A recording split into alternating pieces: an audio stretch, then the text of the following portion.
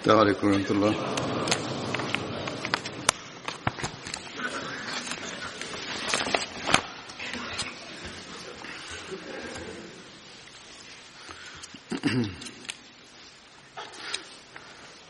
أشهد أن لا إله إلا الله وحده لا شريك له وأشهد أن محمدا عبده ورسوله أما بعد فأعوذ بالله من الشيطان الرجيم بسم الله الرحمن الرحيم الحمد لله رب العالمين الرحمن الرحيم مالك يوم الدين إياك نعبد وإياك نستعين اهدنا الصراط المستقيم صراط الذين أنعمت عليهم غير المغضوب عليهم ولا الضالين.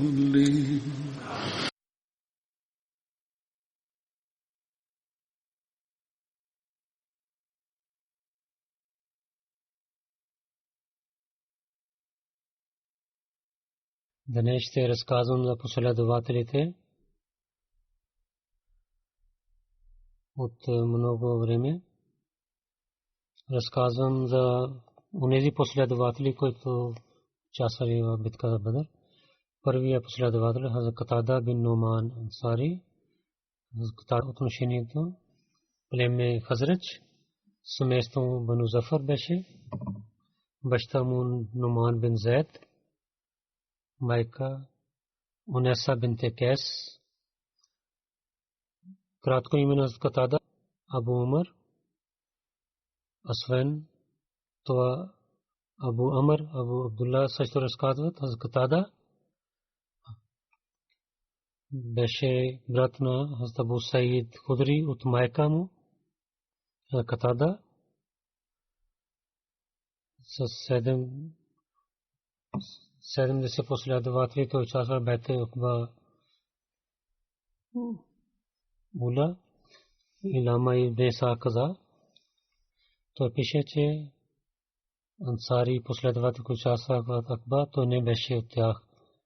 Или той не разказа за него. От Катада беше от тези хора, които пророк саллаллаху алейхи ва саллям е дал на него работа да хвърли лък. Той в битката Бадър и в другите битки той участвал с пророка саллаллаху алейхи ва саллям. В битката Ухуд не хвърли лък в окото на Катада и така излиза неговото око навън. Той отиде при пророка саллаллаху алейхи ва саллям и каза: о моя пророк, и моя око излизна и аз много обичам на моя жена. Ако тя ще гледа на мен така и тя да не започва да се омрази на мен. Той каза, че пророк саллаллаху алейхи ва саллям, пророк съм взел негото оке и пак той го остави в окото ми и така и моят зрение се върна и моето този око беше по-хубав от другия. И аз казах, че този око стана по-хубав заради това, че пророк саллаллаху алейхи ва саллям е докоснал на моето око. Хазрат Катада каза, той разказа тази случка, че пророк саллаллаху алейхи ва саллям, че някой дал лък в битката Бадър, битката Ухуд. Пророк саллаллаху алейхи ва саллям дал този на мен. Аз с този лък пред пророка саллаллаху алейхи ва саллям хвалили лакове до толкова, че там, който беше с който хвали лак, това чупи. Аз пак останах пред лицето на пророка саллаллаху алейхи ва саллям.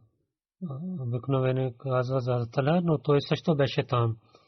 Той каза, че аз оставих пред това, когато един лък идваше при пророка саллаллаху алейхи ва саллям.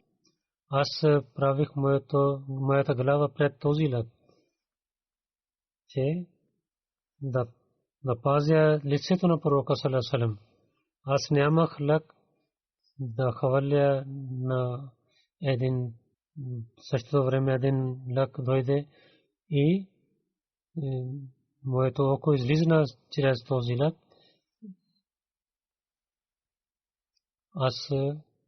Аз взех на моето око своите ръце и там, които врагове бяха, те изчезнаха от там. Той каза, че аз взех на моето око и оставих на моята ръка.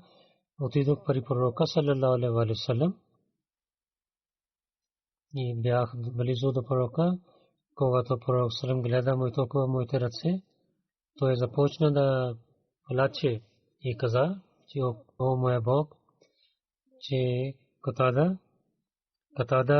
с пази лицето на твоя пророк чрез своето лице, че да правиш този око по-хубаво от другото. И така пророк постави този око на същото време за това.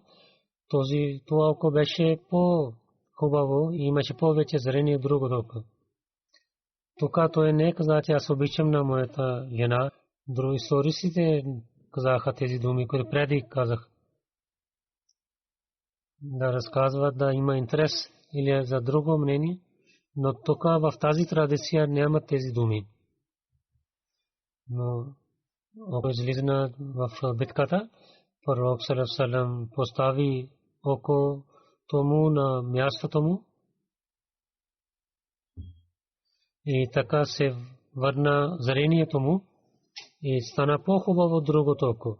И затова Катада Зулейн и беше известен, че той има хубави очи. Аз Катада в битката Хандак и в другите битки той участва с пророка саллаллаху алейхи ва саллям. В битката победата на Мека племе Бану Зафар, знаме беше в неговото ръце. Катада в 23 хиджри и почина, когато той беше 65 годишен. Умар води в Медина неговото намаз джаназе и така Абу Саид Худри и Мухаммад бин Муслима и Харис бин Хазма слязоха в неговия гроб и поставиха на него. В традиция, че Умар също слизна в гроба му. Хазрат Катада неговия внук Асам бин Умар беше, който беше много известен за знанието за семействата и за племената. Зато Ибн Исаак много традиции разказа от него. Една традиция има, че пророк саллаллаху алейхи ва саллям при него беше еднак и то там беше едно дърво наба. С това приготвяха това. Този коман беше, който в битката Охот беше Катада използвал много пъти тези неща и те чупиха. Катада бин Номан разилата анху каза, че от ансарите беше едно семейство такава, който беше известен за Бану Берк. Те бяха трима братия, Бишер, Ушер и Мубашир. Ушер беше измамник, беше поет и чрез по име си той беше против пророка саллаллаху алейхи ва саллям. Той казваше, той е мусулман, но той не беше такъв мусулманин. И от другите араби той казваше, че така той каза, когато пророк последовател на пророка салам слушаха неговите поема стихове, те казаха този стих, този същия човек каза. И последователите казаха, че тези стихове са от Ибн Умера. Тези хора когато не бяха мусулмани и когато станаха мусулманите бяха бедни. Те нямаха промяна, не работиха или не трудиха. Затова те бяха много бедни. Те казаха, че в Медина хората ядоха в Медина фурми или джо. И когато някой стана богат и някой бизнесмен докарваше бял и този богат човек вземаше тези яйто и ядеше, но от неговите деца те ядоха само фурми и джо. Един път така стана, когато един бизнесмен дойде от Сирия, моето Рифа бин Зайд, взе една бял мело от него и там беше също сабия и другите неща. Това беше трудно, че някой крадал тези неща и изчупвайки стената, кръци влязоха и храна и оръжията крадеха. Сутрин моя чачо Рафа дойде при мен и каза, че о мой внук, и тази нощ някой нападна и взе открадена нашата храна и оръжия. И искахме да знаем от хората, че кои бяха. Каза, че Бану Бера гледахме тази вечер. Те бяха изгариха огън, че може би те ядоха вашата храна след крадейки. Когато питахме Аллата на хората, Бану Бера каза, кърне се в името на Аллах, че мислям, че Лабид бин Сахал е вашия крадец. Лабид от нас беше един много добър човек от нас мусулманин. Когато Лабид слушате, че Бану Бера така обвиняват на него, че той крадник, той взе своя сабия и каза, че дали съм крадал тези неща, или вие ще казвате кой е крадал тези неща, че сега ще реша, че моята сабия в моето ръце. Хората казаха, че взете своите сабия. Хората казаха, вие сте много добър човек, вие не крадехте. Повече питахме в махалята, че същите Бани Убайрак са крадци. Моя чичо каза, о моя внук, ако ти стоиш при пророка саллаллаху алейхи ва саллям и ще разказваш тези неща, може някой да върне моята неща. Катада бин Нуман каза, слушайки тези думи, аз отидох при пророка саллаллаху алейхи ва саллям и казах, че някой от нашите хора е бил ясток с те на нашия чичо Руфа бин Убайд, отидоха при него и крадаха неговата храна и неговата оръжия. Ние искаме, че нашите оръжия да се върнат обратно, докато храна има, ние не се нуждаем от храната. Пророк саллаллаху каза, че след ще питам на другите последователи, тогава ще решавам. Когато Бану Байрак слушаха тези, те отидоха при един човек на своя род. Неговото име беше Усайд бин Урва.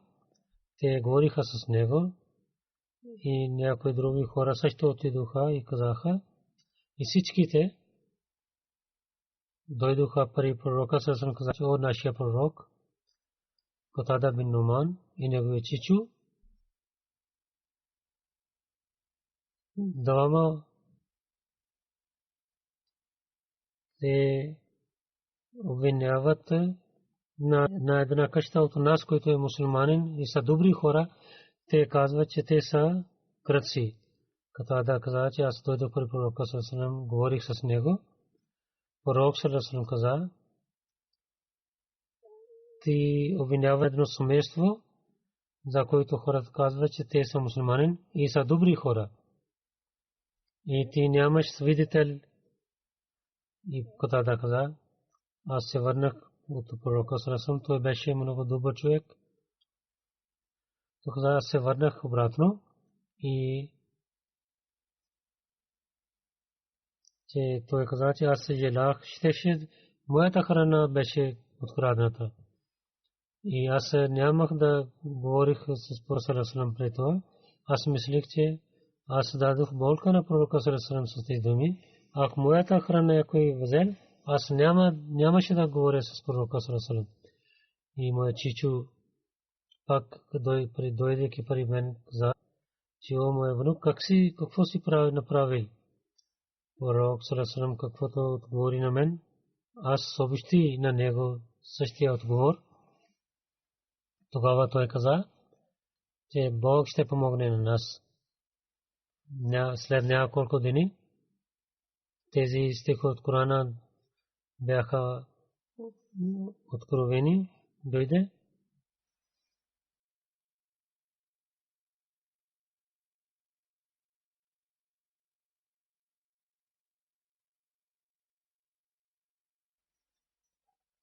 Че ние наистина изпратихме книгата към теб с истината, че чрез тази книга решаваше до хората и да не помогнеш на тези хора, които са лоши. Ал-Хайнин означава, че Бану Байрак бяха тези хора. Че Вастагфирилlah, че искай прошка от Бога.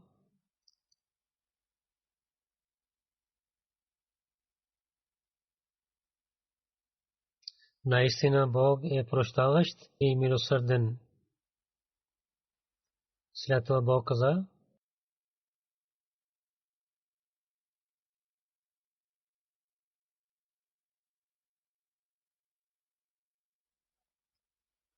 да не говориш от тези хора, които са лоши хора. Наистина Аллах не хареса онези, които са грешници. Те скрият себе си от хората, но могат да се скрият от Бога. Бог с тях, когато те прекарват нощи, говорейки тези неща, на които Бог не харесва, и Бог ще наказва на тях, които те вършат. Тези са онези хора, които говорят с тях в светския живот. Но в страшния съд кой ще говори за тях? Кой ще помогне на тях? Онези, които върши грях или лош със себе си и иска прошка от Бога, наистина Аллах е всепрощаващ и милосърден. След това Бог каза,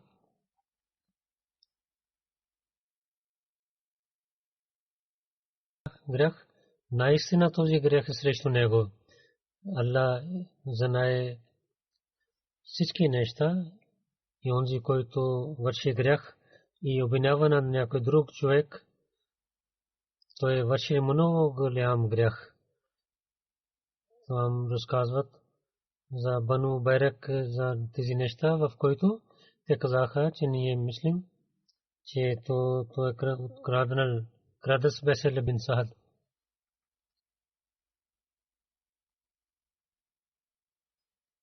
И ако не беше благословието на Бога, тогава една група решил, че наистина те измамят на теб. Но те не могат да заблуждават освен себе си и не могат да вредят на теб. Бог е открил на теб книгата и знанието ти не научил на теб. Той е научил на теб това, което ти не знаеш. И в който те говорят помежду, там няма добрина. И за това, че ти да посветвай на хората и онези хора, които върши добрини, наистина ние ще дадем голяма награда на него. Има и другите значения на тези стихове. И след малко той мисли, че тези стихове бяха откровени за нашето нещо. Бог разказа истината на пророка Сарасалам и когато тези стихове идваха от Бога, това Бану Байрак, имаха съмнение, че те са кръци. Те мислиха, те са за нас. Те казаха, че да, ние бяхме кръци, взеха оръжие обратно към пророка саллаллаху и Рафа на него пророк саллаллаху дал тези оръжия. Катада каза, че моят чичо беше стар и преди да стане мусулманин, той зрението му не е хубаво. Аз мислех, че той няма силна вяра, но когато отидох, вземайки тези оръжия при своя чичо, той каза, че той е мусулманин, но вярата му не е силна. Но когато тези оръжия се върнаха от хора, които откраднаха, и отидох при чичо си, той каза: о, моя внук, тези оръжия давам по пътя на Бога. Тогава знаех, аз имах доверие, че вярата на моето чичо беше много силна. Аз само имах съмнение, че той няма силна вяра. Когато тези стихове дойдоха, Мушайр, който е един брат, за който каза, че той беше измик, той отиде при неверниците и отиде при Слафа бинт Саад. Тогава Бог дал този стих.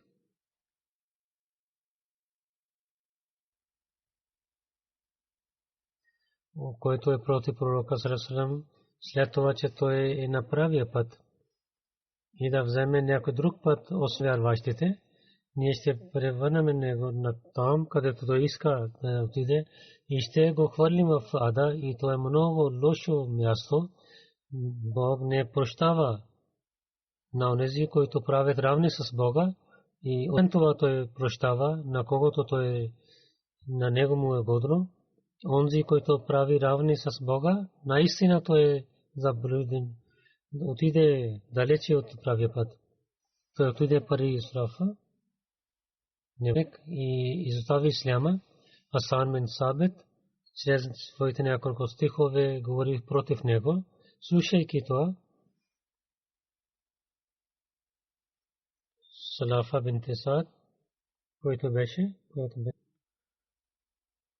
вземайки неговите вещи и взе на своята глава и хвърли в полето, че той е подарък на Асан. И той пише тези стихове против: аз нямам никаква полза от теб, затова няма да ти помогна.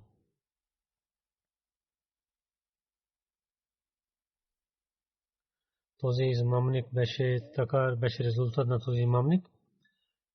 Абу Худри каза, че Хазрат Катада бин Нуман един път рецитирал целия нощ главата Ихлас, когато преди пророка саллаллаху говорих някой. Пророк саллаллаху каза, че кланя с името на Бога, при който има моята душа, че главата Ихлас е половин Коран.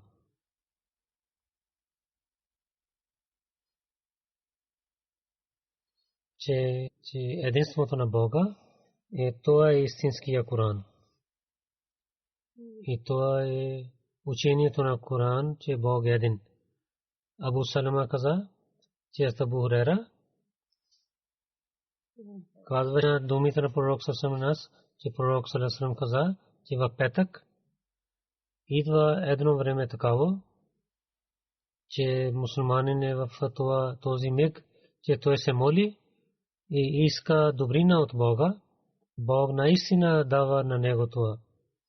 Абу Хурайра, разказва се своите ръце, каза, че този момент е много кратък. Когато Абу Хурайра почина, той е в своите ръце, че аз отидох при Абу Саид Худри, ще питам на него за този миг. Може би той знае.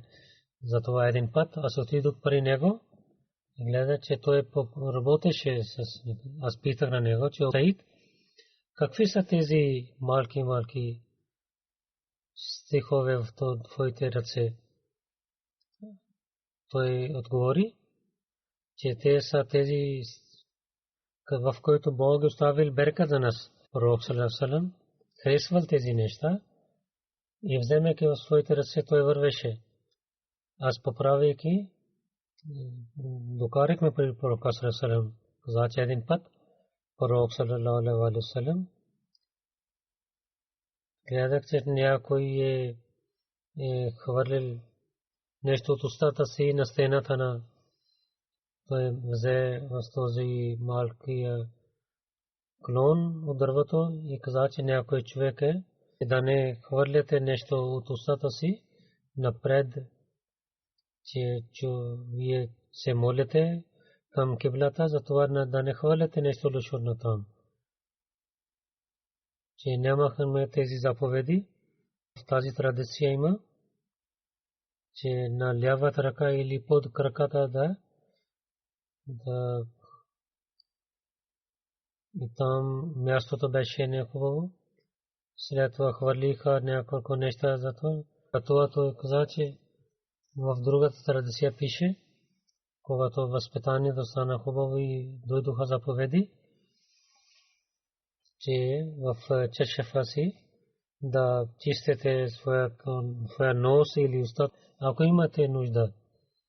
Защото и сега има няколко другите неща. В джамиите има хубаво място за това да не хвърляте нещо лошо от устата си в джамията. Едно време то позволили, след това постоянно с ясни думи каза, че ако има нужда да чистите носа си, тогава пречистете с чешефа си и излизайки от джамията да чистите това нещо.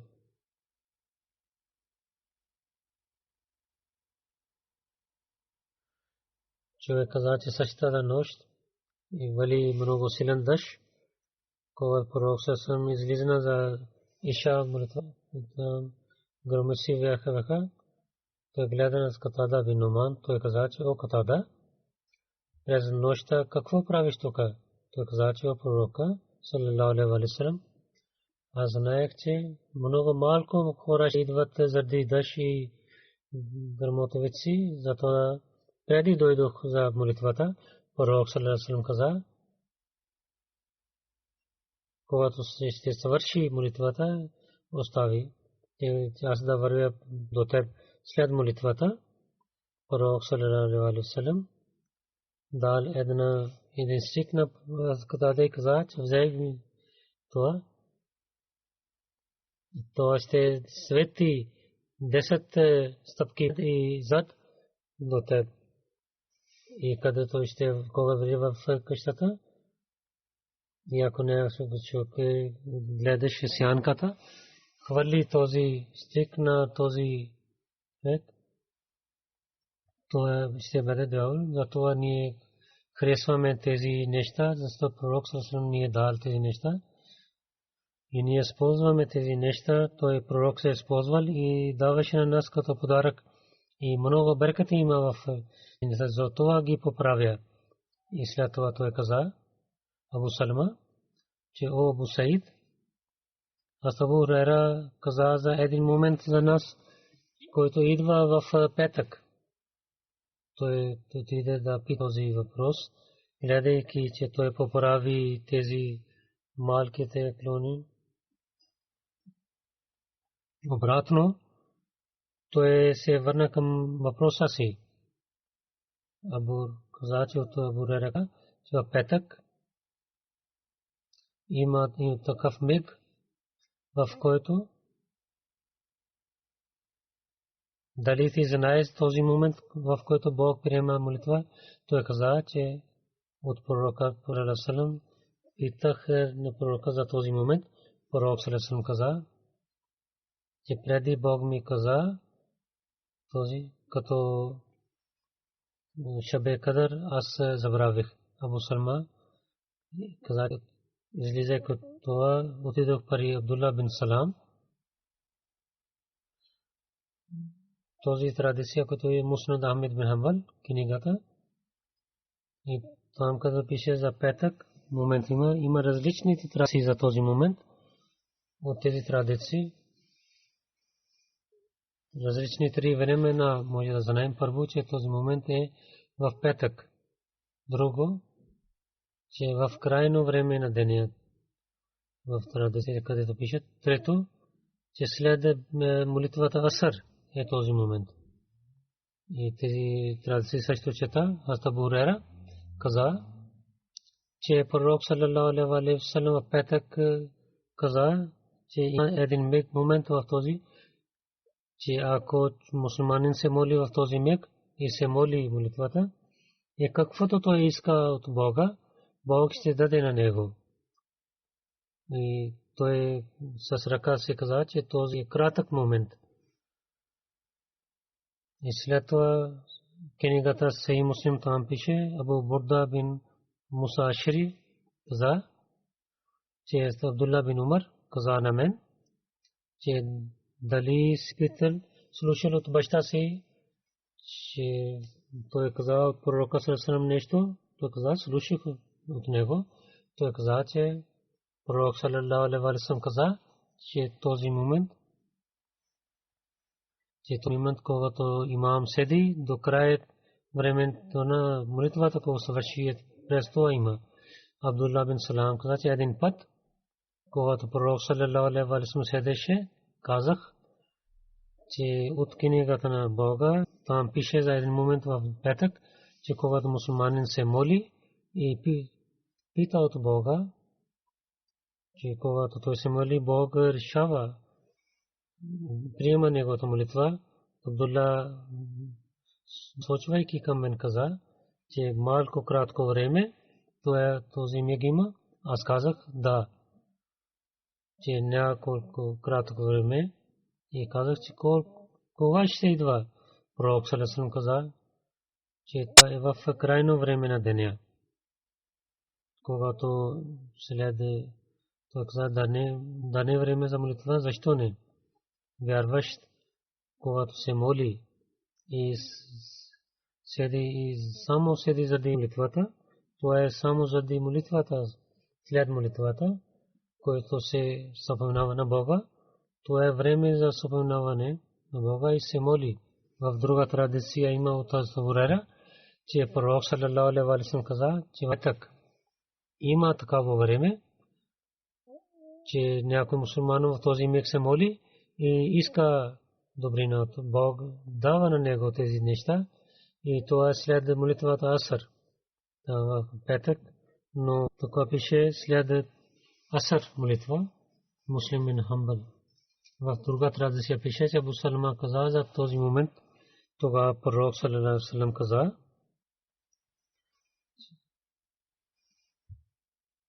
че този миг е в крайно време на деня. Затова, разказвайки на едно място в тълкувание, от Муслим разилата анху каза, че в Джума и петък и Рамазан и петък те са еднакви, че в петък има едно време, когато молитвите ще бъдат приети, и в Рамазан също молитвите са приети. За петък пророк саллаллаху каза, някой човек идва в молитвата и се седейки спомнява на Бога и чака за имама, и след това спокойно слуша хутбе и се моли колективно за него. Идват благословите на Бога. И едно кратко време идва в петък, когато човек се моли, Бог приема неговата молитва. Абу Хурайра каза, че пророк саллаллаху алейхи ва саллям в петък, за петък каза, че едно време има, когато е мусулманин и има кратко време за него, че той се моли на Бога. Когато той се моли, Бог ще даде на него неговата молитва. И той със ръце си каза, че това е едно кратко време. Това пише в книгата Бухари, това е от Абу Хурайра разилата анху. Чрез законите на Бога, че тълкувание на това, че тези молитви ще бъдат прияти, които са чрез суннет на Бога, не хубави молитви няма да бъдат прияти. Тези молитви ще бъдат онези, ще бъдат прияти, които са под заповедите на Бога и под законите на Бога. Но къде това има благословие, това не е ясно.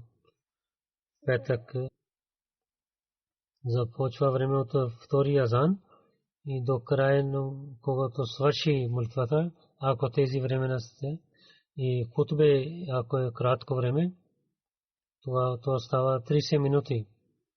Ако хутба е дълго време, това ще стане едно 60 минути или 90 минути. Идва едно време, когато човек се моли, Бог приема неговата молитва. Но през този 9 минути човек не знае, че първия минут е за да се моли, или втория минут е да се моли, или в третия минут неговата молитва ще бъде прията. До края на 90 минута той не може да казва, че това е време, когато молитвата му ще бъде прията. И този момент, в който трябва да търсим постоянно в тези 90 минути.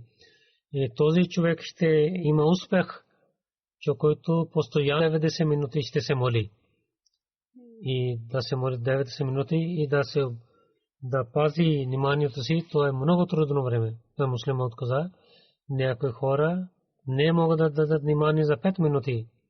Той каза, че аз дойдох за това сега. Човек гледа един тук на там. Преди хутбе гледах на някои хора.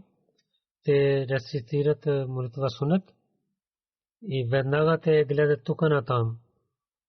В сунат те се молят 1 минута, 2 минути на то някъде, когато гледат на дясно, на ляво, на долу или на горе на небето. И ако има много трудно да пазят вниманието за 2 минути и да постоянно 90 да споменуват на Бога и да се обръщат внимание към Бога, то не е лесна работа. Затова там има за този момент постоянно трябва да се обръщаме внимание към молитвите. С много труд трябва да търсим този момент. Това не е лесна работа. А да не е това, че ние да се молим и молитва да бъде прията. Човек не знае, че в какъв минут ще бъде молитвата му прията. И да се постоянно човек да се съпоминава на Бога. Както е муслимът каза, както разказах, това не е лесна работа. Да получаваме благословите от петичната, много трябва да се трудим.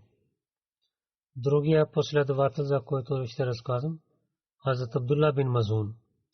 Хазрат Абдулла бин Мазун, неговото отношение Курайш племе, майка му Сухайр бинте Амбас, Хазрат Усман бин Мазун и Хазрат Усама бин Мазун, Сайб бин Мазун, той беше неговия брат. И всички бяха войчу на Хазрат Умар.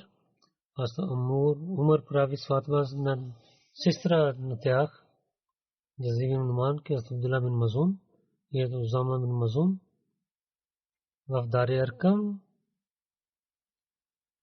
Преди това те приеха исляма. Хазрат Абдулла бин Масуд и трима братия, Хазрат Кудама бин Мазун, Хазрат Усман бин Мазун и Хазрат Сайб бин Мазун приселиха към Хабша и оставайки, когато се слушаха новина, че курайшите вярваха, те се върнаха. Разказах тази случка за другите последователи при селване към Хабша, че мусулманите, когато имаха много проблеми, Пророк ﷺ ги позволи, каза на мусулманите, те да приселват към Хабша. Каза, че царя на Хабша е много справедлив и добър човек и той не е жесток с хората си. В такава време в Хабша имаше една власт от християнството и царя се казваше Наджаши. Пророк ﷺ, когато каза, се мъже и 4 жени приселваха към Хабша. Когато те приселваха,